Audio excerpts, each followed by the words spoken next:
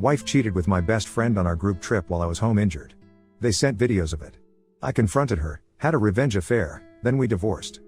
It's been 4 years to the month since this happened.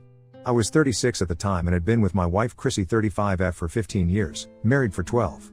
We lived a comfortable upper middle class life and had a 14-year-old daughter. I had two best friends that I had met in college. Eric and Mike.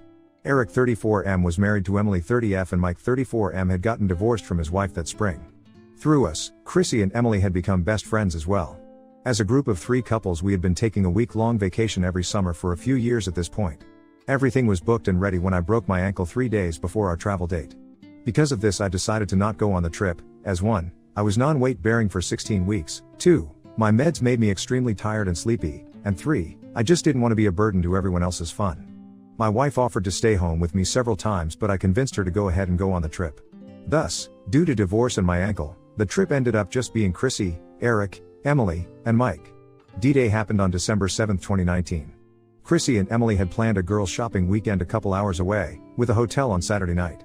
They got caught because of the Snapchat map thing. That night, after sending my wife a snap of the dog, I flipped to the map only to notice that Mike was in the exact same location as her. There was no reason for Mike to be in that city at all. My mind immediately went to the worst and I began to furiously blow up my wife's phone with calls and texts, but was completely ignored. Knowing Emily should be there as well, I called Eric to see where she was. I told him what I had seen and that I was about to make the drive to confront them, and asked if Emily had made the trip. In the saddest voice he said yes, Chrissy picked her up that morning, and he knew that Mike would be there. For a moment I felt relief, it sounded like Mike and Emily were having an affair and my wife was just a cover. But then he said, they're having a trio. I went totally numb, but he continued to talk and said, I'm sorry, it's not the first time she's been with Mike either, and I've been with her too. My numbness ceased and was replaced by rage. I cussed out and threatened Eric before finally hanging up. I had totally snapped, broke a few things around the house, screamed and cursed everyone. My daughter came out clearly afraid and concerned. She had never seen me like that, and I was hobbling around as I had only been cleared for walking 3 or 4 weeks earlier. Upon seeing her I pulled it together, reassured her, apologized, told her everything was fine, and that I only freaked out because of a work thing. I'm sure she knew that was all. She isn't dumb. Once she went back to her room, I retreated to mine and called Eric. He picked up right away. I told him he better tell me everything right now. He said he wouldn't leave anything out. It started with the vacation back in July. It was basically 5 days, with a travel day on each end. The first day was largely just a chill day around the pool at the Airbnb. It was day 2 when things started to happen. I knew a full outing had been planned that day. Without their spouses, Mike and Chrissy kind of naturally paired off, seeing as they were with a married couple. It all seemed innocent enough and just friendly. But they seemed to get more comfortable as the day went on. That night was a pretty heavy drinking night with dinner back at the B&B. Through dinner and after the drinking continued, Emily noticed how much flirtier and closer Chrissy and Mike were getting. After a while Eric and Emily went to their room and left Mike and Chrissy alone. After about an hour, Emily decided to quietly venture out to see what became of them. She went by Chrissy's room only to find she wasn't there.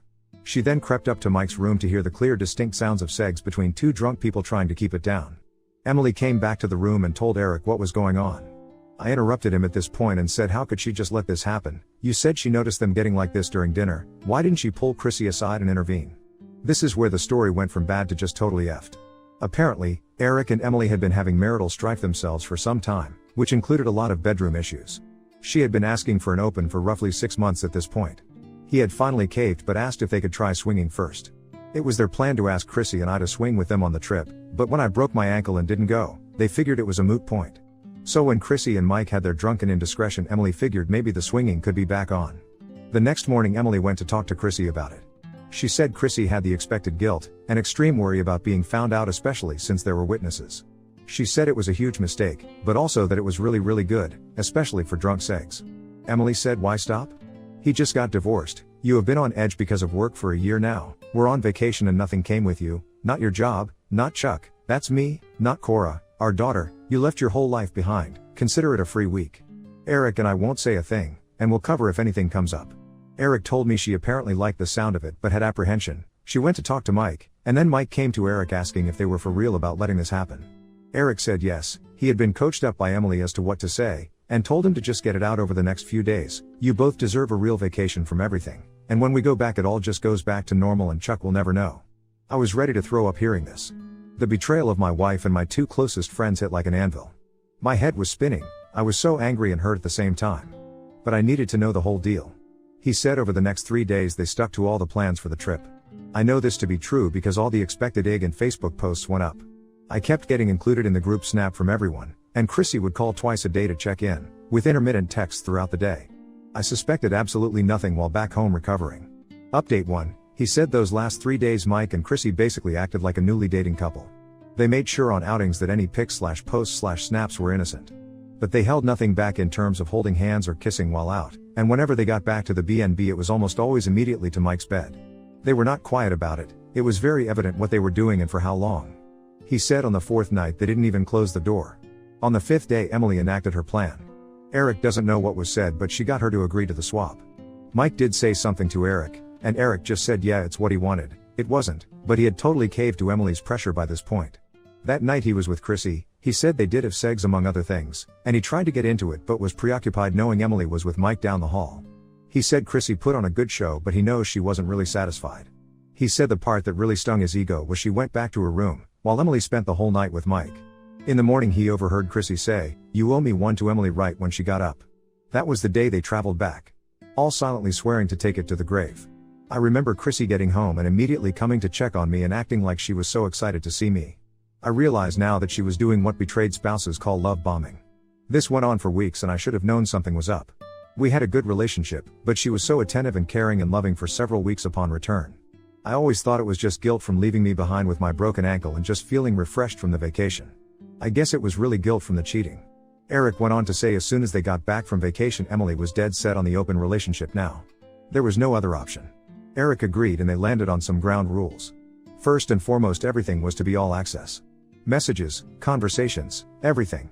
I asked why the hell would he want all that if he hated the idea of her effing other guys? He said he asked for that because her first rule was no limits.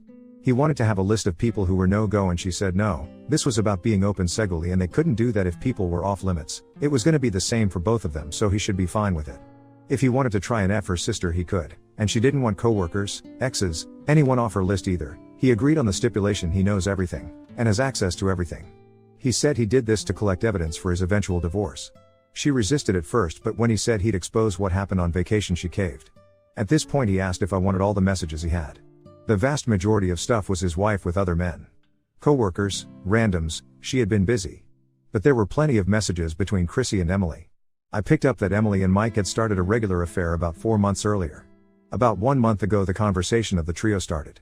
That whole time after the vacation Chrissy had been really good to me, and seemed much happier than before. In the beginning of the convo she stuck to the idea that what happened on vacation was it. It was vacation from reality, and now it was over and life would just go on like normal. About 2 weeks in she started to show some interest at Emily's encouragement. This is when Mike entered the conversation too. Chrissy agrees at this point and the plan comes to be. In addition, Eric had a photo of Chrissy and Mike kissing, and a recording of him having sex with her. The son of a tramp had sneakily recorded it, not the best quality vid but he did manage to get a clear shot of her face and tattoo. I thanked him for the evidence, then told him he was piece of CR, and after we had our divorces, he better never effing contact me again. Update 2. Chrissy went radio silent for my first frantic call until she walked in the door at 7 p.m. on Sunday night. She looked beyond nervous and scared. She already knew I was aware of everything. Eric had left Emily a voicemail telling her he gave me everything, told me everything, that he wouldn't be there when she got home, and she needed to sign the divorce papers on the kitchen table. I told Chrissy to get her C together. Cora came out a moment later and for a couple hours we pretended to have a normal Sunday night. Once she went to bed, I asked Chrissy what she wanted. She immediately broke down in tears and tried to hug me. I blocked the advance and she began apologizing profusely and begging for forgiveness. I told her to save it, we had a lot to talk about. I wanted every question answered 100% honestly. If I thought she was lying I would end the conversation here and file for divorce on Monday. I had tons of evidence and she wouldn't be able to get C out of me, we are not in a no-fault state. Then I pointed out that she didn't answer my question. I wanted to know what she wants. She said she wanted to show me how sorry she was, she wanted to work for forgiveness, and for us to work past this. I told her I didn't think that was possible, but would let her explain herself. I asked why she cheated in the first place. She said she had a lot of fun that day, was feeling good and relaxed. She hadn't felt that way in a long time. Work had been so stressful for so long. She let the moment, the drinks, take over and just went with it. She tried telling me how terrible she felt after but I cut her off. I wanted to know why she kept doing it. It was a totally honest answer. She wanted to and could. Yes, Emily did get in her head a bit, but also she justified it to herself by saying she had already cheated once. What was the difference at this point? The next part was hard to hear as she described what kind of things they did, as it was a total when in Rome thing. Some of it she hadn't done to me in years. I asked if she was unhappy in our relationship and she said no. She said we have a good marriage, she just wanted to feel wild, feel excited. We had gotten somewhat monotonous and this experience was exhilarating. Her plan had been to have this much sex with me, but when I didn't go she at first thought well that's out, but once it was available she let herself get taken by the moment. I then asked about the swapping. She said that was a huge mistake. Emily had talked to her about that on the last full day, and about how they were trying it, and she thought this was even better than Chrissy and I. Emily said it's perfect because she isn't even giving up Chuck, just Mike for one night. She knew Emily complained about segs with Eric and voiced that concern. Emily claimed Eric was doing a lot better in this department, but also kind of flipped the table saying she needed this badly too and since she was gonna cover for Chrissy, this was a great way to repay her. I asked about the trio. Asked why she planned that. Chrissy said she never intended to step out of line again, and swore she was gonna make the most of our relationship going forward. This would explain the weeks of love bombing upon her return. She had been talking with Emily like usual, and she just seemed like she was having the time of her life now that she was open. Chrissy admitted to being a little jealous. Emily had been with several men and Chrissy was living a bit vicariously through her. When Emily started the affair with Mike she knew what she was missing, and became more jealous. For the record I know Mike had a rep in college for being a ladies' man, and if I'm being honest was the best looking of the three of us. He had managed to stay the most fit as he aged and it only improved that post-divorce. Chrissy said when the trio got proposed she really tried to stay strong and not get drawn in, but as the weeks went on she found herself just thinking about that. She told me she caved because Mike was really good, she had never had a trio, and honestly thought she could get away with it. At that point she asked how I figured it out, and I said I didn't have to answer that. I asked why she didn't come right home once she knew I was onto her. She said because, we were just going to do this. I knew this was coming. Is there really a difference between me staying and continuing the segs I planned and running home right away? The end results are the same. I asked her if there was anything else and she said no, she just wanted a chance to earn trust, forgiveness, and to reconcile. I said no, I don't want this anymore, I am hurt, betrayed, and can't stand to look at her. I was going to file for divorce the very next day. Update 3, when I woke Chrissy was still home, she usually was on her way to the office but had taken the day off, anticipating I had done the same thing. Once Cora was off to school, she began her love bombing. I told her I didn't care, I'd already seen all this before. She said she had one more proposal for me. All access to her, all of her stuff, all the time, marriage counseling, she would go to individual counseling, cut off Emily permanently, and she would be an open book at all times for any questions. I said those are just things you do when you are trying to reconcile. I don't want to be a warden at home and I don't want to reconcile. She begged and pleaded, and asked that I just wait a week, just a week, and if next Monday I still felt the same she would sign no matter what, no contest. I ended up agreeing to the 1-week trial. She continued to love bomb and consistently tried initiating sex. I rejected these usual efforts, and on Thursday told her I was not moved in any way and still planned to file on Monday. Friday after work I could tell she had something in mind. I really didn't care, I was literally counting the hours until I could be rid of her at this point. The love bombing was not working, and I was actually getting annoyed with her overzealous efforts. She said she thought we couldn't go on because of the imbalance that her infidelity had caused. I wasn't sure at first if she was implying what I thought she was implying, but she was. Chrissy said we should have a trio. I said you did more than that. She said okay, and you can have a week off marriage. I pointed out that was worthless, she's as a woman, if she wanted she could go out right now and find a guy to F that very moment. I'm a guy, and unless you're a rich guy or a famous guy, you're not picking up women that easily. There's no point in me sitting in bars for a week or on dating apps not getting matches. She said okay, you can have 10 hall passes that never expire instead. That can be the same woman or 10 different. I replied you think that's not gonna impact our sexy life, you're gonna be okay with that? Because I doubt it. She said she won't let it suffer, she will make a huge effort to be available for my needs, and we can do any of the things I've ever wanted. I told her I needed to think about it. In retrospect, I realized that what I did next was pretty sleazy. I should have walked away and started over. But I didn't. I told myself why not. Here was a trio on the table, here was any fantasy I had on the table, and could use the 10 hall passes to find someone else to move on with. And when it was over I would still divorce her all the same. She had wronged me and in my mind cashing in on these offers was totally justified revenge. I said I agreed, but I wanted the trio to be soon. I said she needed to have at least someone agreeing by February 1st or I was out, because if she couldn't that meant she wasn't trying and had just been out to buy herself time. I don't know how she found the girl but in the week between Christmas and New Year's she showed me a picture of a girl from her spin class. She was gorgeous, and I couldn't believe she found someone that quick and someone so attractive. Tiffany was 25 years old. Her and Chrissy had been chatting at Spin for months, but nothing past regular small talk. I asked how, and Chrissy just said she had her ways. My assumption was she offered her a few $100s. About 2 weeks later was the big night. I did something out of spite though, and it's kind of weird. I didn't act selfish. I had been on Reddit for years at this point and had read several trio stories and advice threads where one partner, usually a woman in a FFM, feels left out, as their partner focuses on the new person. I made it a point to make sure she was included in the whole thing, insisted on Tiffany and I be focused on my wife, talked to her throughout, complimented her, etc. I mean, I still had my fun with Tiffany, but I knew this would make Chrissy think we were on the right track.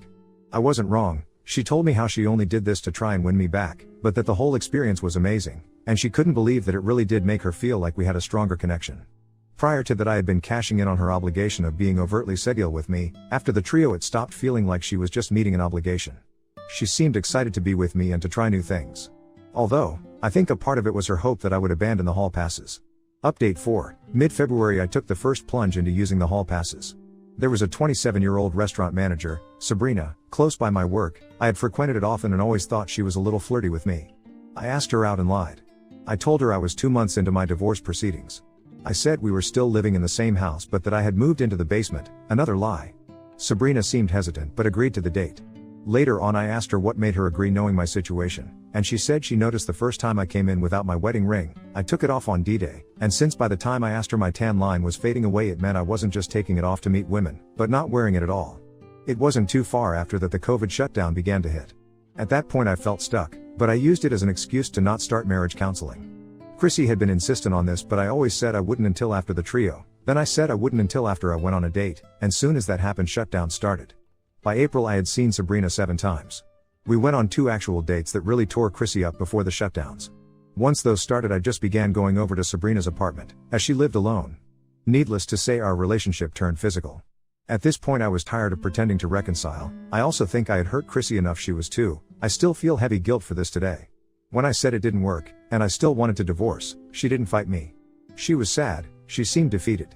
I found a small 2-bedroom house and left Chrissy in our family home. The one stand-up thing I can say I did in all this was sit Cora down and tell her the absolute truth. I told her the whole story from the beginning, her mom's infidelity, and my sleazy behavior after. I wanted her to know both of her parents were wrong. We both loved her, and wanted the best, but we both wronged each other too deeply.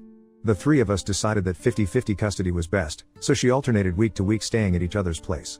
It took until January of 2021 for the divorce to go final. I dated Sabrina the entire time. Cora and her got along fine. I was happy Cora didn't see her as the other woman or anything. They never had a step-parent vibe or anything, but were friendly in the way a child is with their parents' friends. My relationship with Sabrina lasted until January of this year. It ended because I don't want to marry again, or have more children. Chrissy had done some sporadic dating over the last couple years, one guy she was with for about 11 months. Then things got weird. We have co-parented pretty effectively through all this. The one thing we both wanted was to be there for our daughter. We've been amicable through all of her events and for her sake. Then her HS graduation happened this past May. We ended up sitting by each other. What should have been awkward, just wasn't. We started joking around, talking, got a little flirty. It was refreshing. A week later, I was still thinking of the fun I had at graduation.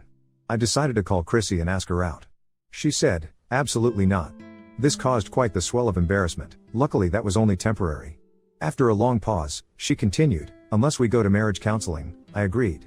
We had our first session on a Thursday, and our second first date on Friday. We are still doing counseling. We decided on a counselor that specializes in ENM, as that was something we both want to explore. It's been 6 months, we've started to talk about me moving back into our original family home. Cora can't believe we are getting back together, and says it's weird. She told me when she got back from her first semester at college last week that she wasn't sure if she was happy or concerned. But knows for sure she doesn't want any details of any kind in regards to our exploits. Eric divorced Emily and ran for the hills. He put in a work transfer and now lives 4 states away. Mike and Emily tried to make a real relationship work for a while after her divorce. Chrissy got back in contact with Emily after hours, and learned that pretty much sex was the only thing they had in common, and it fizzled out pretty quick. Emily remarried a guy that used to work with Eric, and moved with him when he was promoted to a regional manager spot. He is now Eric's direct boss, and keeps blocking his transfers. I find this the most hilarious irony I have ever heard. Mother effer Mike, as I refer to him, is still around, and still single. I wish him only the worst. Well, that's my story. One day I hope to give a happy ending update, but I guess only time will tell. P.S. Chrissy paid Tiffany $250 for the trio. Happy holidays.